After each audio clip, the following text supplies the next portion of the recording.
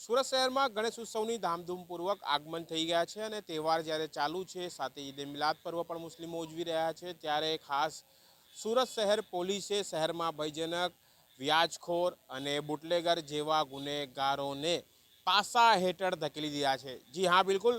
Surat police commissioner Anupamsinh ગહેલોતે શનિવારના રોજ 14 લોકોને પાસાના ઓર્ડર કરતા બુટલેગરોમાં ફફડાટ ફેલાયો છે।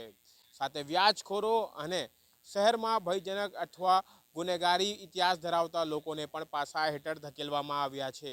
પાસા હેઠળ ધકાયેલા લોકોમાં વાત કરીએ તો દીપક હેતરામ અગ્રવાલ, જે વરાછા પોલીસ સ્ટેશન વિસ્તારના હદનો બુટલેગર છે, શેખર ઉર્ફે યોગેશ, જે પણ બુટલેગર છે ડિંડોલી વિસ્તારનો, સુરેન્દ્ર મનોહરસિંહ કચવા, જે ગોળાદરા વિસ્તારનો બુટલેગર છે, નરેશ ઉર્ફે છોટુ, જે લિંબાયત વિસ્તારનો બુટલેગર છે।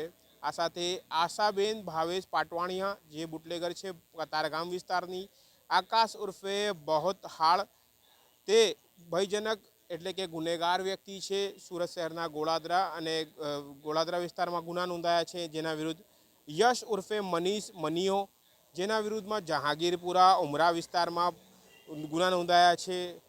આ સિવાય રોહન ઉર્ફે રોશન રાઠોડ, આ પણ ભયજનક એટલે ગુનેગાર વ્યક્તિ છે। ઉધના અને ઉમરામાં એના વિરુદ્ધ ગુના નોંધાયા છે। સાથે વાત કરીએ તો ભુવન કુલકન ઝા, જે પણ બુટલેગર છે, અમરોલી વિસ્તારમાં નશાબંધી હેઠળની કલમો હેઠળ ગુનો નોંધાયા છે।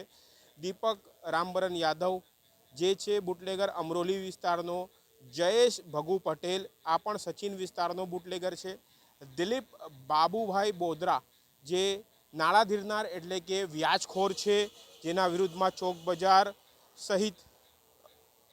બજારમાં જેના વિરુદ્ધમાં 7 જેટલા ગુના નોંધાયા છે, તેને પણ હવે પાસાની હવા ખાવી પડશે। આ સિવાય ફૈઝાન બટુક મોહમ્મદ સાબિર લીલગાર, જે પણ ભયજનક વ્યક્તિ છે લિંબાયત વિસ્તારનો, તેના સામે પણ પાસા હેઠળનો ઓર્ડર કાઢવામાં આવ્યો છે। આ સિવાય કુતબુદ્દીન ઉર્ફે કરીમ પિંજારી, જે ઉધના વિસ્તાર, લિંબાયત અને અલથાણમાં તેના વિરુદ્ધમાં ગુનેગારીના જે ઇતિહાસ છે તેને પણ પાસા હેઠળ ધકેલવામાં આવ્યો છે।